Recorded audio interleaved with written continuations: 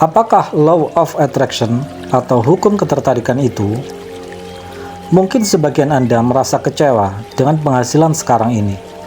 Padahal Anda sudah banting tulang mengejar rezeki.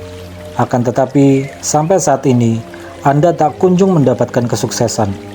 Anda merasa kecewa. Setiap hari Anda meratapi apa yang terjadi dalam kehidupan Anda. Anda mengejar uang, tetapi uang justru tak mau mendekat kepada Anda. Walaupun Anda mendapatkan uang, rasanya selalu tidak cukup. Anda pun tak pernah merasakan kebahagiaan dengan pendapatan saat ini. Dan ada apa sebenarnya?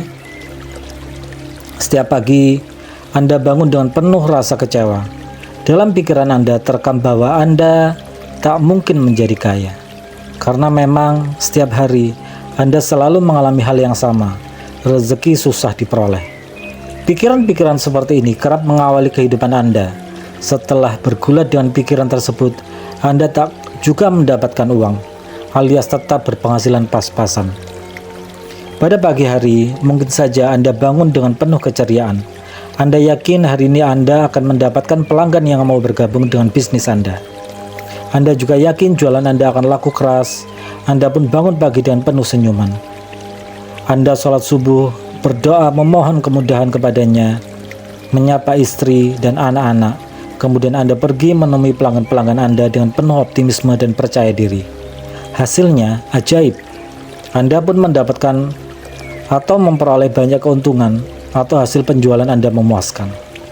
Mungkin juga ketika Anda menelpon teman lama Anda, tiba-tiba ia mengatakan bahwa ia akan menelpon Anda. Pada momen lain, ketika Anda menghadiri sebuah acara, tiba-tiba Anda mendapatkan door prize, hadiah mobil misalnya. Anda kemudian menyadari bahwa peristiwa itu pernah terbayangkan sebelumnya dan sekarang imajinasi Anda menjadi kenyataan. Beberapa ilustrasi di atas menunjukkan bahwa hukum ketertarikan sedang bekerja dalam kehidupan kita. Ia ada dan dapat kita rasakan dalam setiap hembusan nafas kita. Cuma kita kurang merespon atau tidak menyadarinya. Jadi apa sesungguhnya hukum ketertarikan itu? Segala sesuatu yang kita pikirkan dengan segenap perhatian energi dan konsentrasi pikiran, hal-hal yang positif maupun negatif akan datang ke dalam kehidupan kita. Itulah definisi hukum ketertarikan, seperti yang dituliskan dengan jenius oleh Michael J. Lucier tahun 2007. Hukum ketertarikan akan memberikan respon apapun yang Anda pancarkan dengan mendatangkan getaran, pikiran, perasaan yang lebih banyak. Tak peduli getaran itu positif atau negatif. Hukum itu semata-mata hanya merespon getaran Anda. Sederhananya, saat kita memikirkan sesuatu, hukum itu berbunyi. Kita sedang menarik sesuatu itu ke arah diri kita. R.B. Sentanu, seorang penulis, memaparkan bahwa melalui hukum tarik-menarik, sinonim dari hukum ketertarikan, Anda menarik apapun yang paling sering Anda pikirkan, apakah Anda menginginkannya atau tidak. Jadi, jika Anda selalu memikirkan apa yang Anda suka, hidup Anda akan dipenuhi hal itu. Sebaliknya, jika Anda selalu memikirkan hal-hal yang tidak Anda sukai, maka yang terjadi dalam hidup Anda pun akan mencerminkan hal itu. Quantum Ikhlas halaman 51. Sehingga kita harus berhati-hati ketika memikirkan kehidupan kita. Tatkala kita berpikir bahwa hidup kita tidak akan mungkin mencapai kebahagiaan karena dilahirkan dari keluarga yang miskin, alam sekitar akan merespon ucapan kita itu. Karena Anda tanpa sadar, kita mengundang energi negatif memasuki alam bawah sadar kita. Hidup kita pun tidak mengalami perubahan, alias miskin terus-menerus. Kita tidak menginginkannya secara permanen, bukan? Oh iya, saya ingin memberikan satu contoh lagi bahwa hukum ketertarikan itu ada dan nyata. Mungkin saja di antara kita ada yang pernah mengalami kecopetan saat berada di pasar. Biasanya peristiwa ini melanda kaum ibu.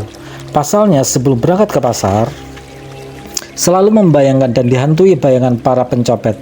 Tanpa kita sadari, kita mengundang para pencopet untuk mendekati diri kita. Alhasil, boleh jadi kita pun mengalami kecopetan.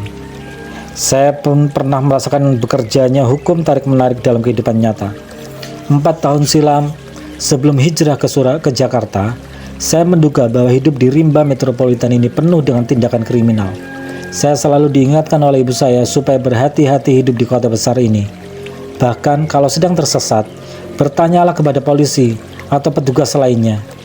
Peringatan ibu saya, jangan sekali-kali bertanya kepada orang yang tidak dikenal, alias jangan bertanya kepada orang lain kecuali petugas. Saya tidak semerta-merta menerima nasihat ibu, karena orang tua memang selalu mengkhawatirkan anaknya yang akan merantau keluar dari tanah kelahirannya. Dalam benak saya, dimanapun kita hidup, asalkan kita berbuat kebaikan, pasti orang lain akan membalas kebaikan pula. Setelah saya berada di Jakarta dan beberapa kali nyasar, saya memberanikan diri bertanya kepada orang lain. Saya yakin mereka tidak mungkin menipu saya. Yang penting kita memberikan senyuman, bertanya dengan santun, insya Allah mereka pun akan memberikan informasi yang benar. Alhasil begitulah yang terjadi, mereka santun dan tidak menipu saya. Berbeda dengan saya, teman saya justru sering mengalami penipuan. Pasalnya ia selalu mencurigai orang yang ia temui di jalan. Pada suatu saat, ia memberanikan diri bertanya kepada orang yang tidak dia kenal. Ia kena tipu. Ternyata sebelum bertanya, ia telah berpikir getaran negatif. Ia pun bertanya dengan penuh ketakutan dan kecurigaan. Alhasil, orang yang ia tanyakan benar-benar seorang penipu. Sungguh naas. Demikianlah hukum ketertarikan merespon kehidupan kita. Hukum itu ada dan benar-benar nyata. Sayangnya sebagian di antara kita belum memahami benar bagaimana cara berkompromi dengan hukum tersebut. Tak hanya sampai di situ, bagaimana kita mendayagunakan hukum tersebut untuk menuju kebahagiaan dan kesuksesan hidup pun penting untuk kita pahami. Tak perlu khawatir, jangan takut dan gelisah. La tahzan dalam Al-Quran telah banyak dipaparkan tata cara pengelolaan diri, terutama pikiran dan perasaan, untuk mencapai kebahagiaan dan kesuksesan hidup yang sesuai dengan hukum ketertarikan. Mutiara-mutiara dalam Al-Quran telah memberikan pembahasan yang indah dan mendalam mengenai hukum ini. Anda penasaran? Silahkan Anda telusuri pembahasan buku ini.